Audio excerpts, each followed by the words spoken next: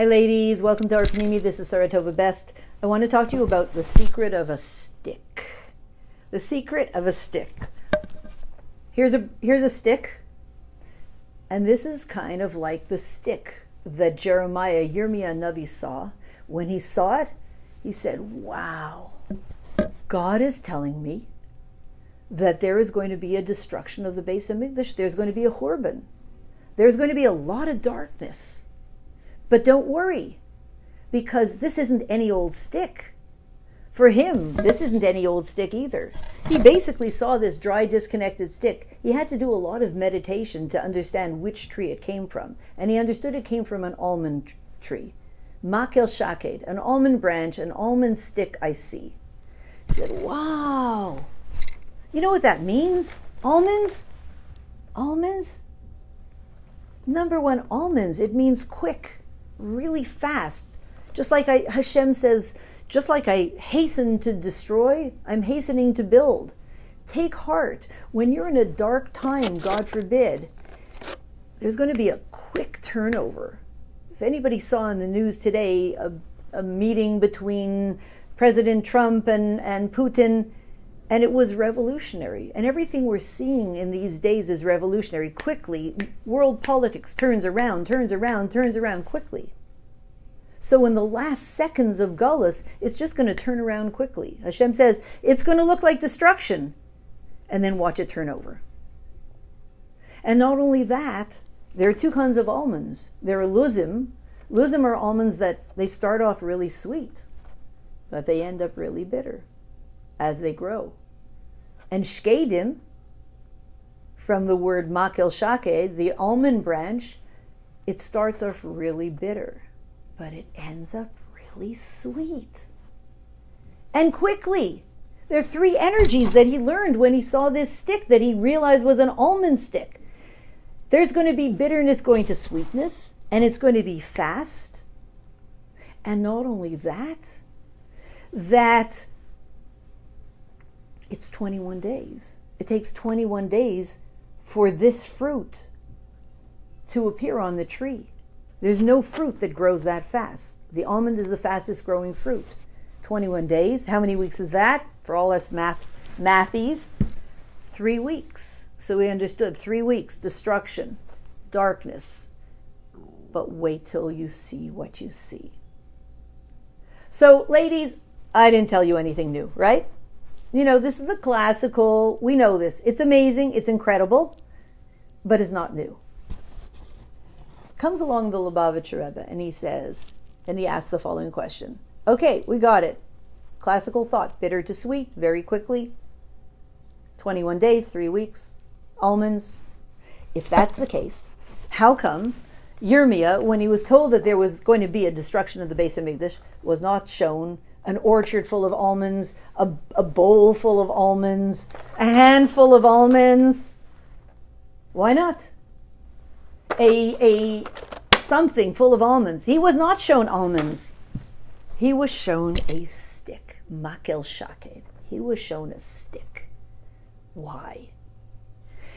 Because, let's face it, honestly speaking, this idea of, in your personal life, turning bitterness to sweetness, tzaddikim do that.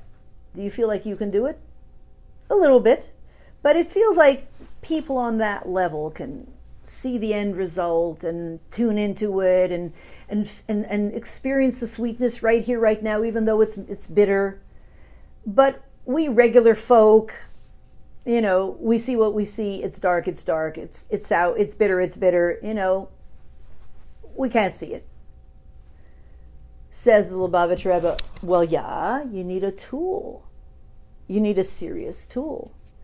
And the tool that enables you to tune into this incredible transformative power is the stick. The stick.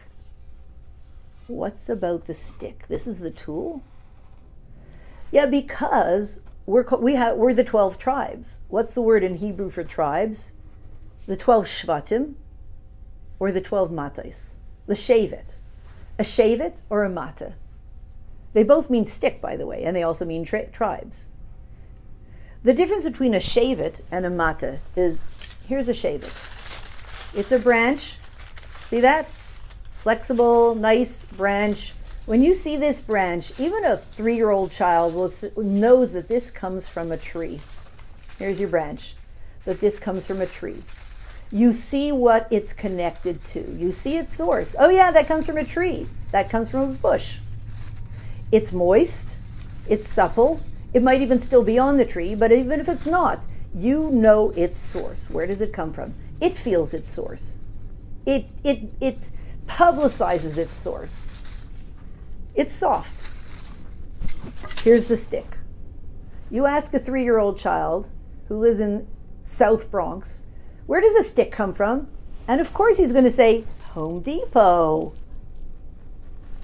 There's no connection. This doesn't look like it's something, or let's say this. Where does this stick come from? Home Depot. This doesn't look like it comes from a tree. You have to know that stuff. This has no resemblance to the tree. It's not moist. It's not flexible. It's not bendable. It doesn't publicize its connection to its source. It doesn't even look like it knows the connection to its source. It comes from Home Depot. No, it comes from a tree. Really? I say it comes from Home Depot. I say it comes from a tree. There's no way to know. The energy of this stick is vastly different from the energy of this branch. This is the Shevet.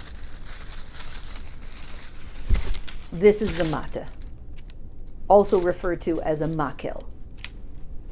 Yirmi was shown a Makel Shaked. Hard stick connected to a hard stick that once had almonds on it. That's the tool. Here you go. Here's the tool. The tool to do what?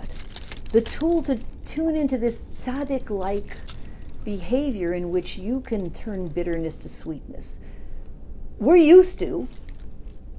When we see darkness, we run. We run. We don't have the power to transform it. That's what we did when we left Egypt as a nation. We ran. Run from the evil. It's too big for you. Tzaddikim come along and say, we transform darkness. We transform bitterness. We said, well, you can transform. We can't. Until we came to a time where the Lubavitcher Rebbe said, I'm giving it over to you. And then we end up with powers that we never had before, tools that we never had before. The tool of the stick.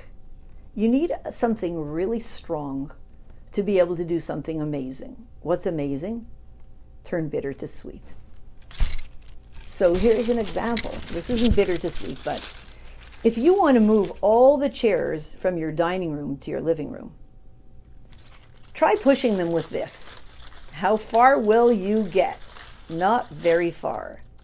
But if you need to move all the chairs from the dining room to the living room, try pushing them with this. You ever see those little old ladies who they say, Sonny boy, move out of the way right now. Get that chair out of the way right now. They use the stick and they get the job done. So even though the stick represents a type of energy which is disconnected, it feels disconnected. It feels disconnected from its source. You know, like we have times when we feel disconnected, or maybe there are people in our family or friends who are kind of disconnected from their upbringing, from their heritage, from their lots of stuff. And we say, whoa, it's so bad. What good could there be in it? And it's not an easy thing, but there's something about the stick. There's something about us when we're in a mode of disconnect. Hard stick. The job gets done. Amazing things happen. When we were connected to our source, like this, in the time of the Beis Hamikdash, it was amazing. But we didn't have the power that we have now. The power of that disconnected stick. The power to achieve things that you would never believe you could achieve. You don't know where they came from. That's not me. Where did that come from? How did I do that? How did I possibly accomplish that? I don't know. It just came out of nowhere. But it comes at a time when I'm disconnected like a stick. Because as my connection, as my visible connection to my source seems to pale, this seems to be replaced by this. As it's decreasing my visible connection, there's an inner essence soul power that is increasing, that's coming to the surface that I never would have known about. And it's coming to the surface in everybody, in the whole world. So the good news is that when we look at all those people and we say, wow, what's going to be? Look at him, look at her, a disconnected stick. We want to look deeper and realize there's more to the story than them just being disconnected. There's serious power that's coming to the surface, the power of the essence of the soul.